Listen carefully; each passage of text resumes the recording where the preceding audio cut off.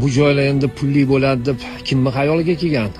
30-40 yildan beri shu joylarga aholi o'z mashinalarini mana qo'yadi. Bizlar otalarimiz qo'ygan shu joyga, mana biza qo'yyapmiz. Bizning farzandlarimiz mashina oldi, mana ular qo'yyapti. O'zi bu mahallaning ichi. Uy oldi joylar. Kimga xalaqit berdi? Qaysi dononi o'zi miyasiga kelgan? Bu joylarni hammasini pulli qilish. Oddiy xalqi bor-ku, yetti uxlab ham bunaqa naloglar tushiga ham kirmaydi bor-ku. Poytaxt parking mana eshigimiz tegigan keldi. Deyarli ostonamizda. Vaqt soat kelib, bu muammo bitta poytaxt emas. Deyarli barcha O'zbekistonni qamrab oladi.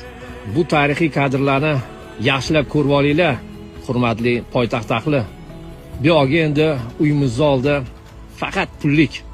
Qani poytaxt ziyolilari, yuristlari, blogerlari, deputatlari bu bo'layotgan ishlar sizlarni qoniqtiradimi?